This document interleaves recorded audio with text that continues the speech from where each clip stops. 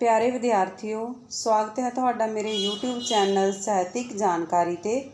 ਅੱਜ ਦੀ ਇਸ ਵੀਡੀਓ ਵਿੱਚ ਆਪਾਂ ਆਧੁਨਿਕ ਕਾਵਿ ਨਾਲ ਸੰਬੰਧਿਤ ਪ੍ਰਸ਼ਨ ਉੱਤਰ ਪੜਾਂਗੇ। ਤਾਂ ਚਲੋ ਸ਼ੁਰੂ ਕਰਦੇ ਹਾਂ ਸਾਡੇ ਅੱਜ ਦੇ ਪ੍ਰਸ਼ਨ। ਬਾਵਾ ਬਲਵੰਤ ਦਾ ਜਨਮ ਕਦੋਂ ਤੇ ਕਿੱਥੇ ਹੋਇਆ? 1915 ਨੂੰ ਅੰਮ੍ਰਿਤਸਰ ਵਿਖੇ, 1916 ਨੂੰ ਲੁਧਿਆਣੇ ਵਿੱਚ, 1917 ਨੂੰ ਗੁਰਦਾਸਪੁਰ ਵਿੱਚ ਕਿ 1918 ਨੂੰ ਜਲੰਧਰ ਵਿੱਚ? ਤਾਂ ਸਹੀ ਉੱਤਰ ਹੈ ਸਾਡਾ ਓੜਾ 1915 ਨੂੰ ਅੰਮ੍ਰਿਤਸਰ ਵਿਖੇ ਬਾਵਾ ਬਲਵੰਤ ਦਾ ਜਨਮ ਹੋਇਆ। ਬਾਵਾ ਬਲਵੰਤ ਨੇ 1941 ਤੋਂ 1972 ਤੱਕ ਕਿੰਨੇ ਕਾਵਿ ਸੰਗ੍ਰਹਿ ਪੰਜਾਬੀ ਸਾਹਿਤ ਨੂੰ ਦਿੱਤੇ? 4, 5, 6 ਕਿ 8? ਤਾਂ ਸਹੀ ਉੱਤਰ ਹੈ ਸਾਡਾ ਆੜਾ 5 ਕਾਵਿ ਸੰਗ੍ਰਹਿ ਦਿੱਤੇ ਉਹਨਾਂ ਨੇ। ਬਾਵਾ ਬਲਵੰਤ ਦਾ ਪਹਿਲਾ ਕਾਵਿ ਸੰਗ੍ਰਹਿ ਕਿਹੜਾ ਸੀ ਜੋ 1941 ਵਿੱਚ ਛਪਿਆ? ਤਾਂ ਉਹ ਸੀਗਾ ਜੀ ਮਹਾਨਾਚ। ਤਾਂ ਸੱਸਾ ਉੱਤਰ ਹੈ ਜਿਹੜਾ ਉਹ ਸਾਡਾ ਸਹੀ ਹੋਵੇਗਾ ਮਹਾਨਾਚ। ਬਾਵਾ ਬਲਵੰਤ ਦਾ ਚੌਥਾ ਕਾਵਿ ਸੰਗ੍ਰਹਿ ਬੰਦਰਗਾਹ ਕਦੋਂ ਛਪਿਆ? ਤਾਂ ਇਹ ਛਪਿਆ ਜੀ 1955 ਦੇ ਵਿੱਚ। ਸੱਸਾ ਉੱਤਰ ਸਾਡਾ ਸਹੀ ਹੋਵੇਗਾ। ਬਾਵਾ ਬਲਵੰਤ ਦੀ ਸ਼ੈਲੀ ਕਿਹੋ ਜਿਹੀ ਹੈ? ਬੌਧਿਕ, ਗੰਭੀਰ, ਰਸਾਤਮਕ ਕਿ ਉਪਰੋਕਤ ਸਾਰੇ? ਤਾਂ ਸਹੀ ਉੱਤਰ ਹੈ ਸਾਡਾ ਸੱਸਾ ਉਪਰੋਕਤ ਸਾਰੇ ਹੈ। ਸਾਰੇ ਤਰ੍ਹਾਂ ਦੀ ਸ਼ੈਲੀ ਆ ਉਹਨਾਂ ਦੀ ਇਹ। ਅੱਗੇ ਆ ਜਾਓ, ਜਸਵੰਤ ਸਿੰਘ ਨੇਕੀ ਦਾ ਜਨਮ ਕਦੋਂ ਹੋਇਆ? 1921 ਨੂੰ, 1922, 1925 ਕਿ 1927? ਤਾਂ ਸਹੀ ਉੱਤਰ ਹੈ ਸਾਡਾ ਈੜੀ 1925 ਨੂੰ ਹੋਇਆ ਸੀ ਪਾਕਿਸਤਾਨ ਦੇ ਵਿੱਚ। ਜਸਵੰਤ ਸਿੰਘ ਨੇਕੀ ਕਵੀ ਹੈ ਵਿਚਾਰਵਾਦੀ, ਬੌਧਿਕ, ਪ੍ਰਯੋਗਸ਼ੀਲ, ਆਧੁਨਿਕ ਚਿੰਤਨ ਦਾ ਹਾਨੀ ਕਿ ਉਪਰੋਕਤ ਸਾਰੇ? ਤਾਂ ਸਹੀ ਉੱਤਰ ਹੈ ਸਾਡਾ ਸੱਸਾ ਉਪਰੋਕਤ ਸਾਰੇ। ਠੀਕ ਹੈ, ਸਾਰੇ ਤਰ੍ਹਾਂ ਦਾ ਇਹ ਕਵੀ ਹੈ। ਅਸਲੋਂ ਤੇ ਓਲੇ, ਇਹ ਮੇਰੇ ਸੰਸੇ, ਇਹ ਮੇਰੇ ਗੀਤ, ਸਿਮਰਤੀ ਦੇ ਕਿਰਨ ਤੋਂ ਪਹਿਲਾਂ, ਕਰੁਣਾ ਦੀ ਛੋਹ ਤੋਂ ਮਗਰੋਂ ਕਾਵਿ ਸੰਗ੍ਰਹਿ ਦਾ ਕਵੀ ਕੌਣ ਹੈ?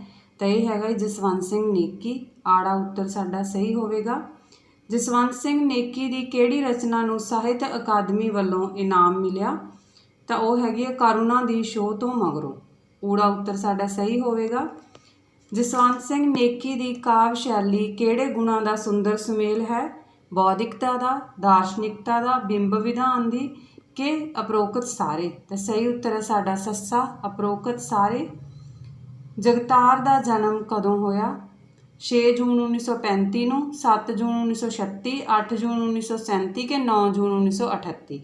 ਤਾਂ ਸਹੀ ਉੱਤਰ ਹੈ ਸਾਡਾ ਊੜਾ 6 ਜੂਨ 1935 ਨੂੰ ਜਗਤਾਰ ਦਾ ਜਨਮ ਹੋਇਆ। ਅਗਲਾ ਪ੍ਰਸ਼ਨ ਦੇਖੋ, ਜਗਤਾਰ ਉਰਦੂ ਤੋਂ ਬਿਨਾਂ ਹੋਰ ਕਿਹੜੀ ਭਾਸ਼ਾ ਦਾ ਮਾਹਿਰ ਸੀ? ਹਿੰਦੀ, ਫਾਰਸੀ, ਅੰਗਰੇਜ਼ੀ ਤੇ ਸਿੰਧੀ ਕਿ ਉਪਰੋਕਤ ਸਾਰੇ? ਤਾਂ ਸੱਸਾ ਉੱਤਰ ਸਾਡਾ ਸਹੀ ਹੋਵੇਗਾ ਉਪਰੋਕਤ ਸਾਰੇ। ਯਾਨੀ ਉਰਦੂ ਤੋਂ ਬਿਨਾਂ ਉਹ ਹਿੰਦੀ, ਫਾਰਸੀ, ਅੰਗਰੇਜ਼ੀ ਤੇ ਸਿੰਧੀ ਦਾ ਵੀ ਮਾਹਿਰ ਸੀਗਾ। ਜਗਤਾਰ ਨੂੰ ਕਿਹੜੇ ਕਾਵਿ ਸੰਗ੍ਰਹਿ ਲਈ ਭਾਰਤੀ ਸਾਹਿਤ ਅਕਾਦਮੀ ਵੱਲੋਂ ਇਨਾਮ ਮਿਲਿਆ?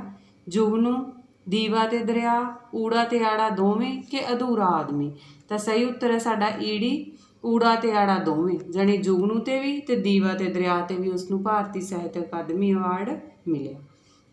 ਅਗਲਾ ਪ੍ਰਸ਼ਨ ਦੇਖੋ ਸਾਡਾ, ਹੇਠ ਲਿਖੇ ਕਵੀਆਂ ਵਿੱਚੋਂ ਕਿਸ ਨੇ ਪਾਕਿਸਤਾਨੀ ਕਿਰਤਾਂ ਨੂੰ ਗੁਰਮੁਖੀ ਵਿੱਚ ਲਿਪੀਅੰਤਰ ਕੀਤਾ ਹੈ? ਤਾਂ ਇਹ ਸਹੀ ਉੱਤਰ ਹੋਵੇਗਾ ਸਾਡਾ ਸੱਸਾ ਜਗਤਾਰ ਨੇ। ਜਗਤਾਰ ਨੇ ਆਪਣੀ ਪਛਾਣ ਮੁੱਖ ਤੌਰ 'ਤੇ ਕਿਸ ਵਜੋਂ ਬਣਾਈ ਹੈ? ਵਾਰਤਕਕਾਰ ਵਜੋਂ, ਗਜ਼ਲਕਾਰ ਵਜੋਂ, ਕਹਾਣੀਕਾਰ ਵਜੋਂ ਕਿ ਨਾਵਲਕਾਰ ਵਜੋਂ? ਤਾਂ ਸਹੀ ਉੱਤਰ ਹੈ ਸਾਡਾ ਆੜਾ ਗਜ਼ਲਕਾਰ ਵਜੋਂ ਬਣਾਈ ਹੈ ਉਸਨੇ ਆਪਣੀ ਪਹਿਚਾਣ। ਪਾਸ਼ ਦਾ ਪੂਰਾ ਨਾਂ ਕੀ ਸੀ? ਅਵਤਾਰ ਸਿੰਘ ਸੰਧੂ, ਜਗਤਾਰ ਸਿੰਘ ਸੰਧੂ, ਕਰਤਾਰ ਸਿੰਘ ਸੰਧੂ ਕਿ ਬਲਕਾਰ ਸਿੰਘ ਸੰਧੂ? ਤਾਂ ਸਹੀ ਉੱਤਰ ਹੈ ਸਾਡਾ ਊੜਾ ਅਵਤਾਰ ਸਿੰਘ ਸੰਧੂ ਪਾਸ਼ ਦਾ ਨਾਮ ਸੀ।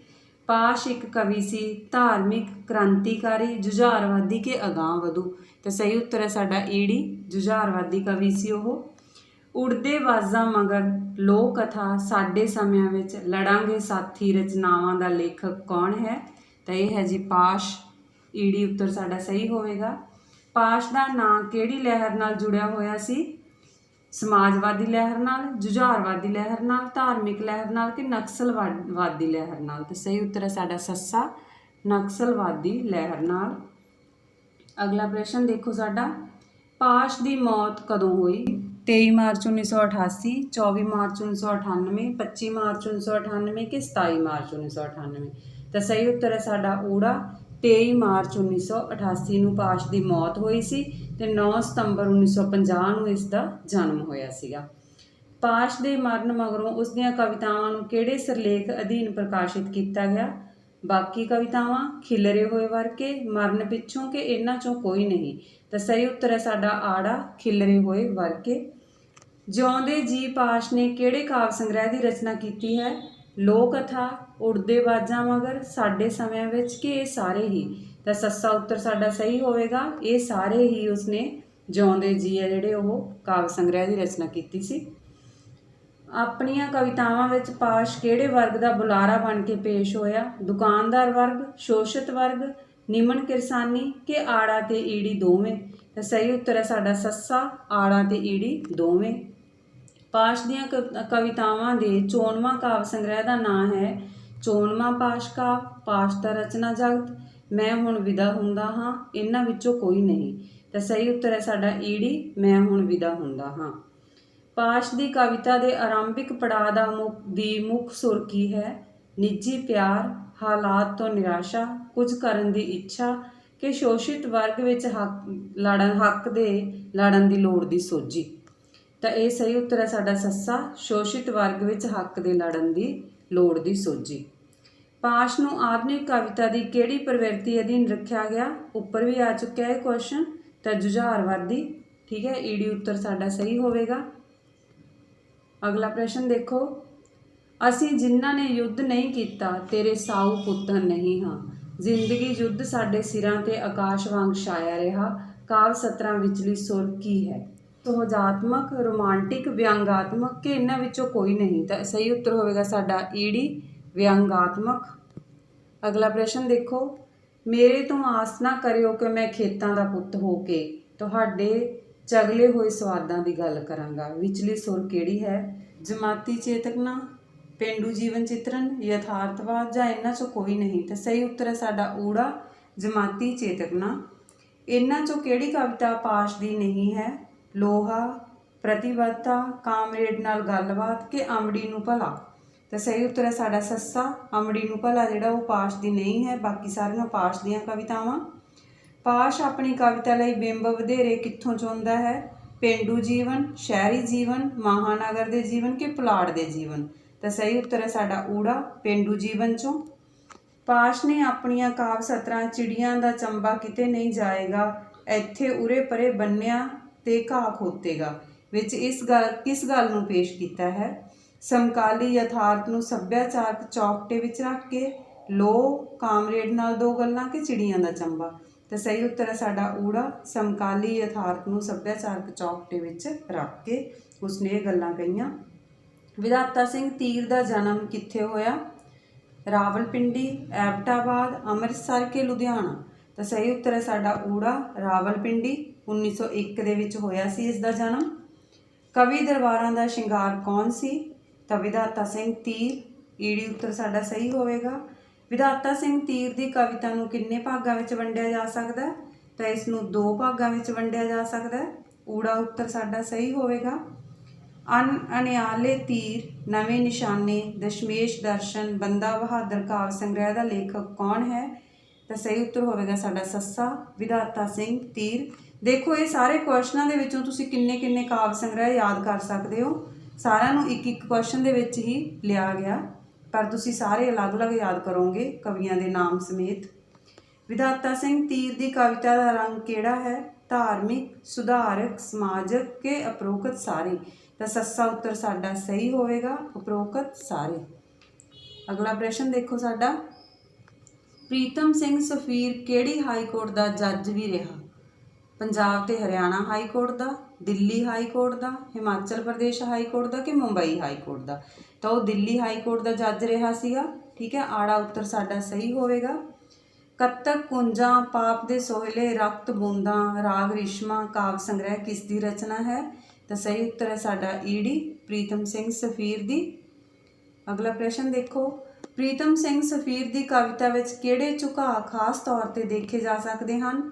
ਰਹੱਸਵਾਦੀ, ਰੋਮਾਂਸਵਾਦ, ਪਿਆਰ, ਕਿ ਉਪਰੋਕਤ ਸਾਰੇ। ਸਹੀ ਉੱਤਰ ਹੈ ਸਾਡਾ ਸੱਸਾ, ਉਪਰੋਕਤ ਸਾਰੇ। ਅਗਲਾ ਪ੍ਰਸ਼ਨ ਦੇਖੋ, ਪ੍ਰੀਤਮ ਸਿੰਘ ਸਫੀਰ ਨੇ ਆਪਣੀ ਕਵਿਤਾ ਵਿੱਚ ਕਿਹੜੇ ਅਲੰਕਾਰ ਦੀ ਦਿਲ ਖਿੱਚਵੀਂ ਵਰਤੋਂ ਕੀਤੀ ਹੈ? ਰੂਪਕ, ਉਪਮਾ, ਉਤਪ੍ਰੇਖਿਆ, ਕਿ ਉਪਰੋਕਤ ਸਾਰੇ। ਤਾਂ ਸਹੀ ਉੱਤਰ ਹੈ ਸਾਡਾ ਸੱਸਾ, ਉਪਰੋਕਤ ਸਾਰੇ ਅਲੰਕਾਰਾਂ ਦੀ ਵਰਤੋਂ ਕੀਤੀ ਹੈ।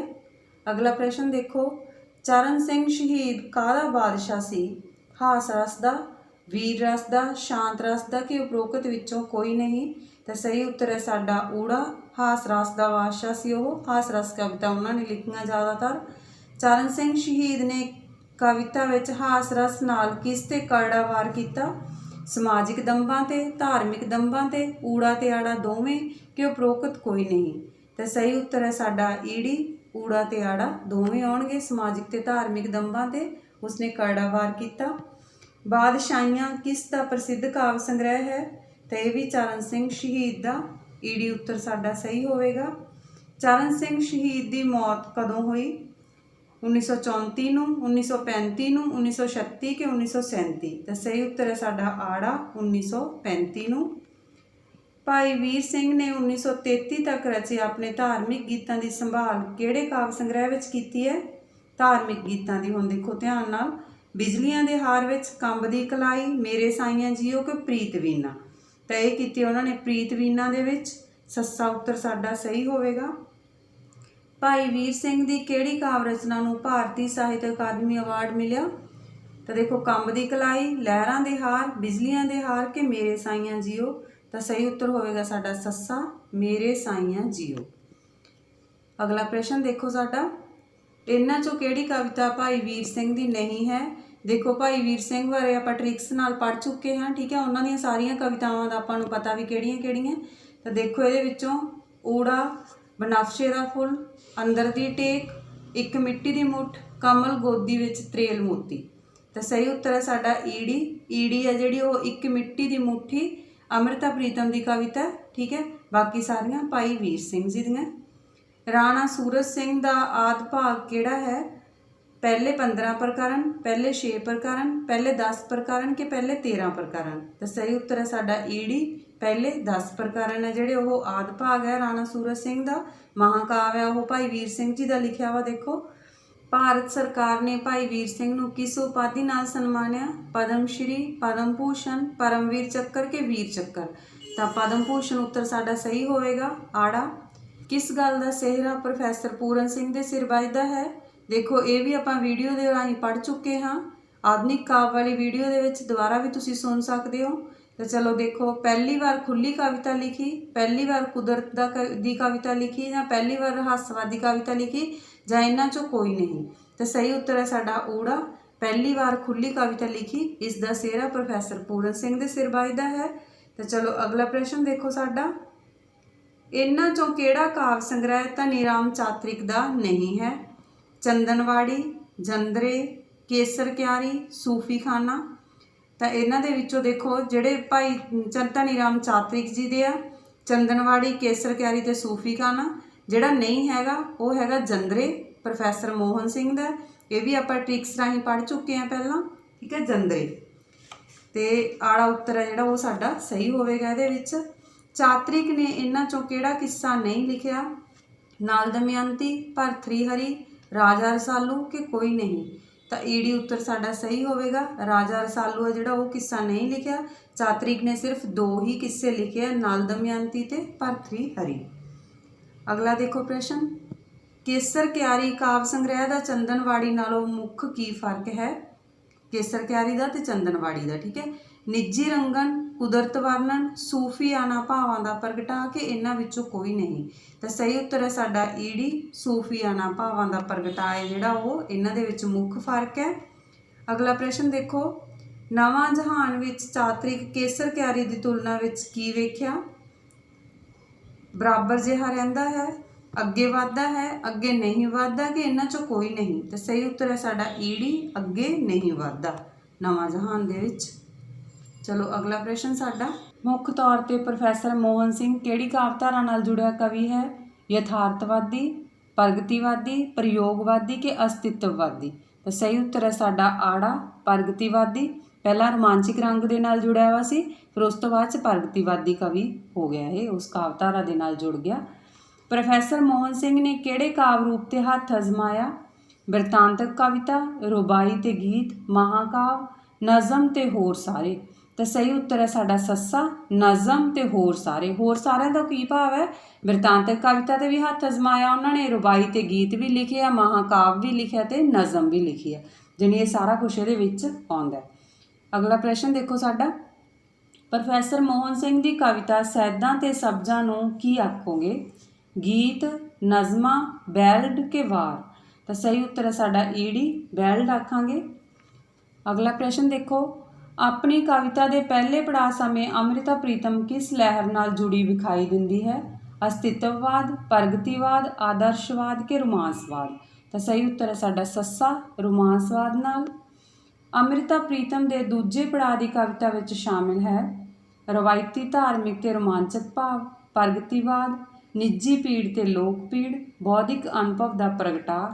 ਤਾਂ ਸਹੀ ਉੱਤਰ ਹੈ ਸਾਡਾ ਈੜੀ, ਨਿੱਜੀ ਪੀੜ ਤੇ ਲੋਕ ਪੀੜ। ਅੰਮ੍ਰਿਤਾ ਪ੍ਰੀਤਮ ਦਾ ਕਿਹੜਾ ਕਾਵਿ ਸੰਗ੍ਰਹਿ 1947 ਤੋਂ ਪਹਿਲਾਂ ਲਿਖੇ ਕਾਵਿ ਸੰਗ੍ਰਹਿਆਂ ਵਿੱਚ ਸ਼ਾਮਿਲ ਨਹੀਂ ਹੈ? ਉਹ ਗੀਤਾਂ ਵਾਲਿਓ, ਸੰਝ ਦੀ ਲਾਲੀ, ਪੱਥਰ ਗੀਟੇ, ਦਰਵੇਸ਼ਾਂ ਦੀ ਮਹਿੰਦੀ?